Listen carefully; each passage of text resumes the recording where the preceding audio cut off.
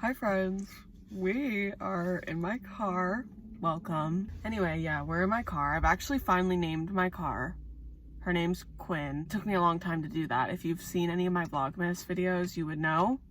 I've been contemplating the name of my car for a long time, but I've finally decided on Quinn. Anyway, today we're going to be doing my December wrap up.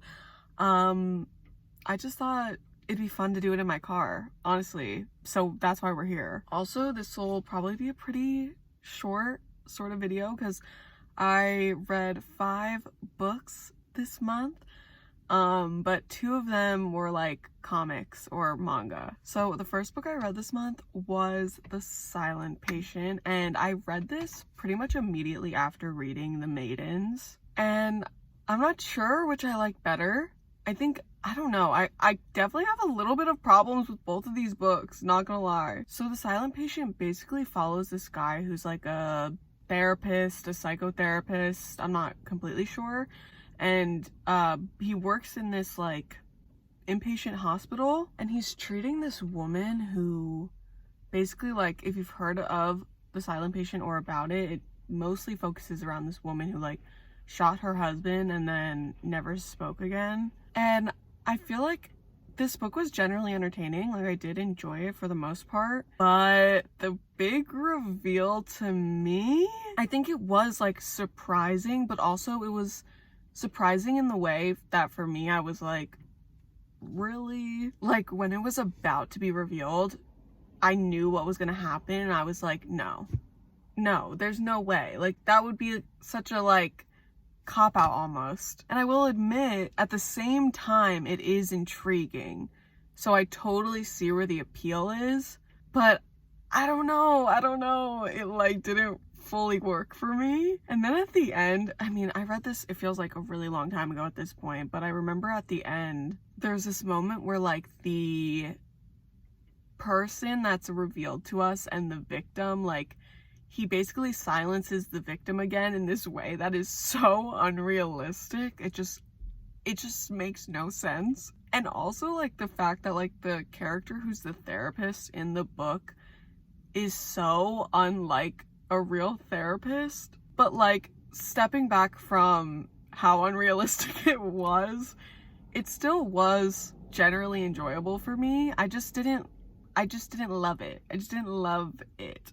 So I ended up giving it 3 stars. I feel like this plot twist was almost like predictable in a way that it gives me the same energy of like when you're writing something and like the common advice is to never write something and have it be like, and it was all a dream. And that's not what happened here, but it feels very similar to that sentiment. So anyway, yeah, I gave it 3 stars. It was alright. I had a good time reading it. I got through it very fast. I think the chapters were really short in this one too, unless I'm lying and forgetting. But yeah, it was alright. It was a solid 3 star for me.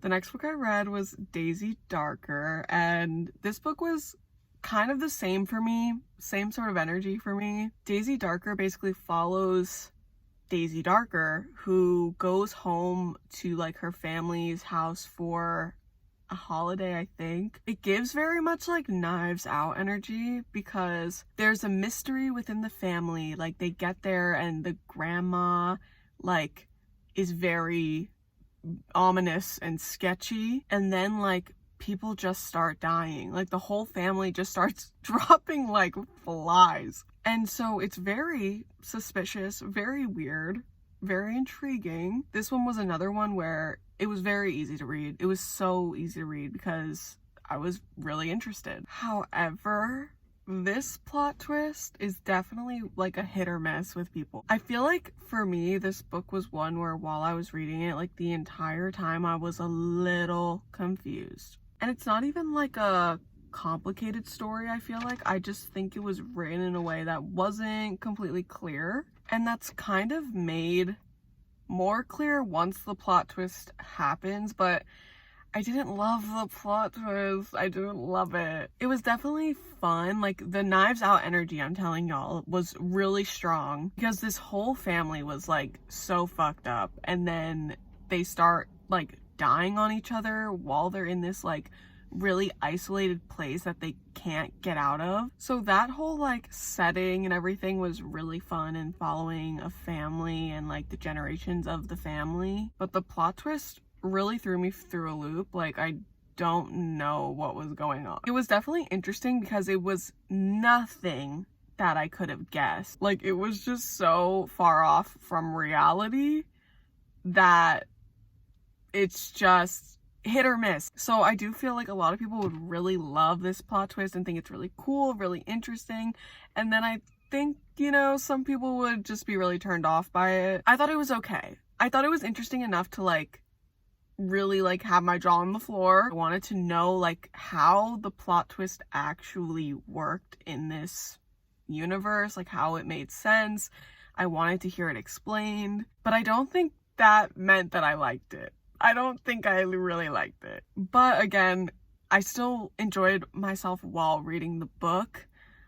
I just don't know if I liked all the choices made during it, but it was still like pretty solid to me. I gave it 3.5 stars and I rounded it down to 3. It's one of those things, I think I'm just getting so much pickier as I start reading more mysteries and thrillers about like what I like in those books in particular. Alright, the next thing I read I have with me is actually Spy Family Volume 5. This was such a good time. Like I say, every time I talk about Spy Family, it was a 5-star experience. Seriously, I just have no complaints. I just love this series. It's so entertaining.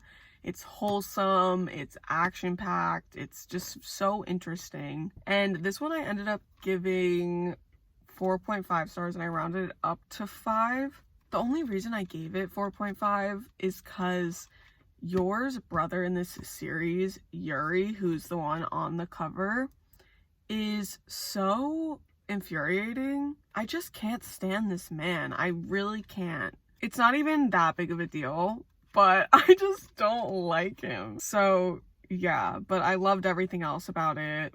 So this one is where like in the beginning, Yor starts learning how to cook for her family, and Anya goes to work with Lloyd one day because it's like a bring your child to work day or something like that for her school. Like, she has to go investigate his job, and so she goes to like his job as like a psychiatrist, except he's actually a spy. So that was interesting to see like how he basically is just the best spy ever and has like a cover for everything. That's always super interesting.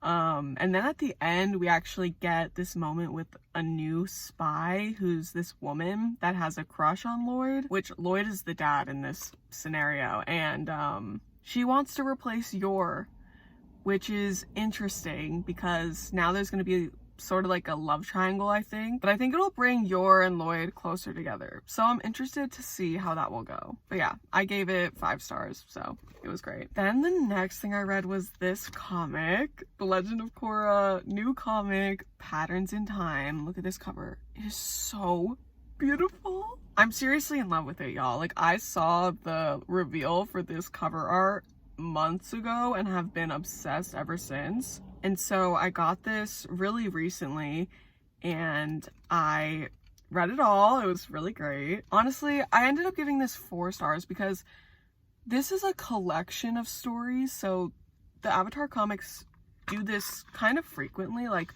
there's probably at least 2 other ones like this where it's like just little stories, but not a whole collective story, if you know what I mean. So this one has 2, 4, 6, 8 different stories. And so like the first one follows baby Korra, and then this one is like, so here's an example of what I found problematic about this comic. Many of these stories I've already read. So like this first one where it's baby Korra, this was one that was, I've seen it online before because I think it's an old free comic book day comic.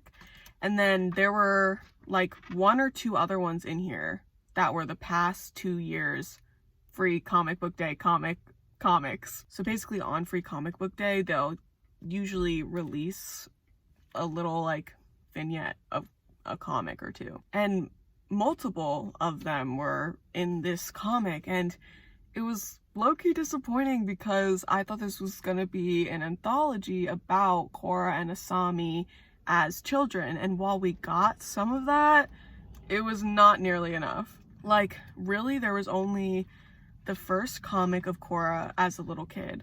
We got the second comic of Asami and her mom, which was probably my favorite. I wish we got so much more of them as children. That would have been so cool. Especially Asami as a young girl. Like, there's so much we don't know about Asami's story.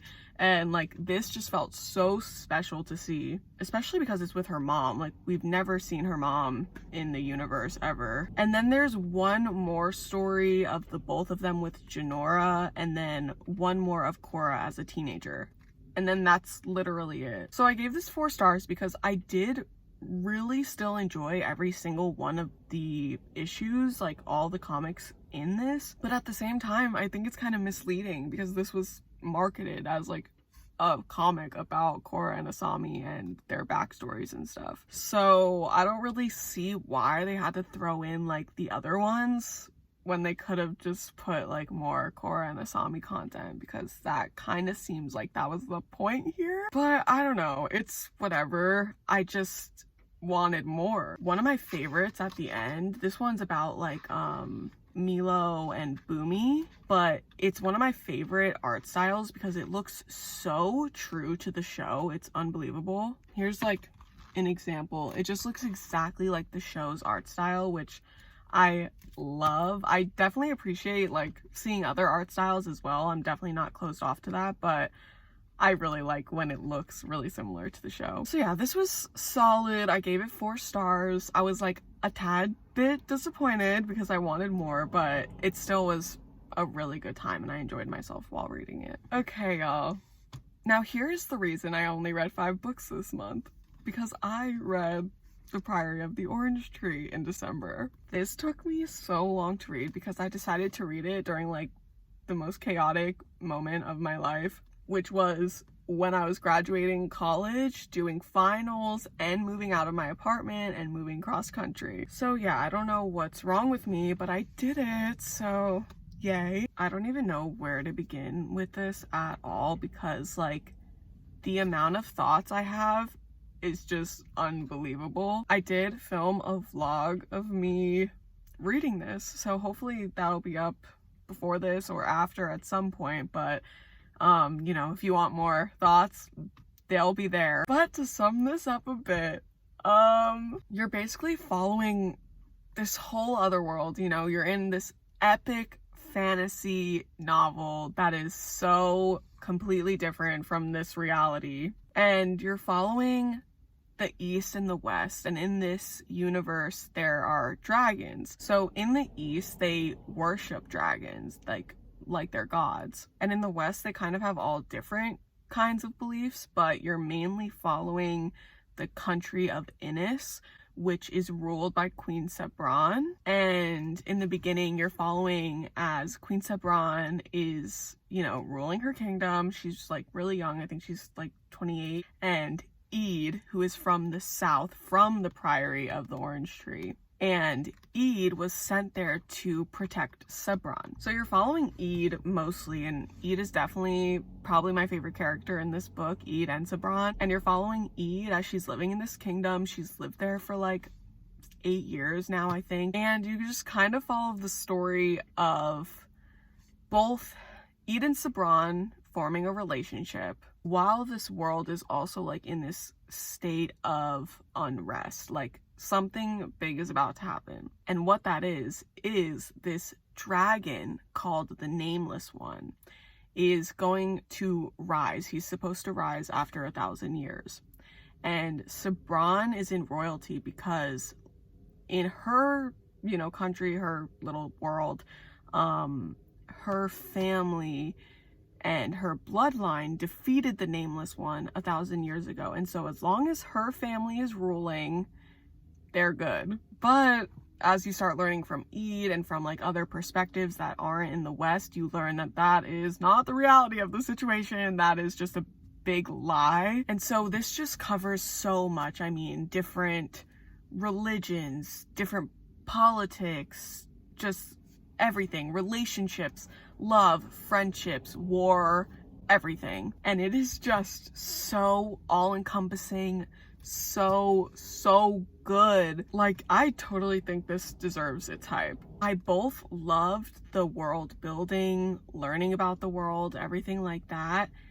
and I found myself loving all of the characters. There was one character I wasn't obsessed with. There was one I wasn't obsessed with as much, but all the other ones I loved. I especially loved Eid and Sabran. You'll hear me say that a lot in the vlog. I am literally obsessed with these two. I just really valued the fact that, like, throughout this, like, political war drama, you got to see these two women form a genuine relationship, and they, like, were brought up with such different values, but they somehow had this connection. And I love too that it's like, it's almost like set in this time period that feels similar to like a medieval time where, you know, there's queens and kings and dragons, you know? So I really loved that aspect. It just totally made me feel like I was not here anymore. I was somewhere else. I really just ended up loving it so much. And even like the characters that,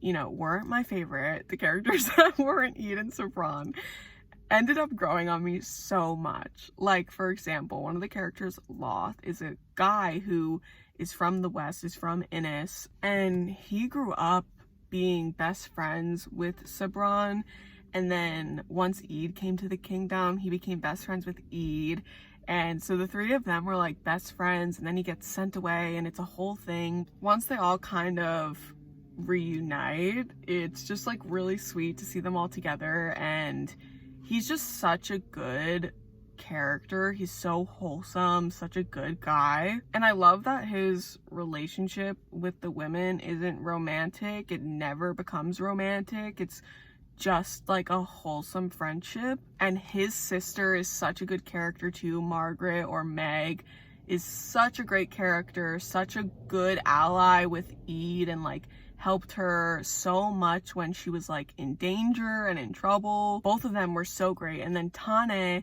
the character who's in the East and is a dragon rider, is also super interesting to follow. You learn so much about her that you just don't expect. So yeah, I mean, I could sing so much praise for this book because I just had such a good time. It was such a 5-star experience. I will say I ended up giving this book 4.5 stars, but I rounded it up to 5 because, like I said, 5-star experience. Seriously, it's a thing. But I wasn't completely satisfied with the ending, mostly because a lot of this book is like building up to this one great moment that's going to happen at the end. And then the big moment happens in like 20 pages or less. And that was super underwhelming for me. Like, I definitely felt the action as it was happening and was into it, but I just felt like it could have lasted way longer, because I do feel like after that happened, the come down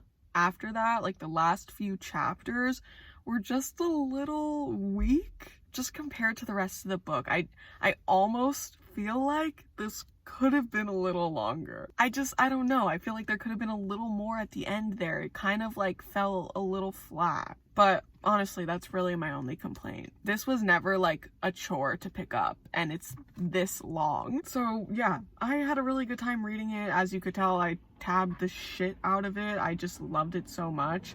This was one of those books that like I was just writing all my commentary in it. Like, the notes are not cute. They're not like aesthetically pleasing. It's literally me just having a meltdown in between the pages. So yeah, if you want high fantasy, if you want a good sapphic romance, if you want a political, religious drama, plus dragons, you guys. So yeah, that was the last book I read in December. I actually finished it on New Year's, but that's everything I read in the month of December. I ended up reading 83 books this year, which was less than my goal. My goal was 100, and my goal last year was 100. I read 122 last year, but you know, 83 is still good. I'm not gonna beat myself up over that. But yeah, I'm really happy with what I read in December. This definitely took over my life a little bit, and I'm not mad about it. Let me know what you read in December, if you've read anything that I mentioned here, and what you think. I would love to know. But that is it for today.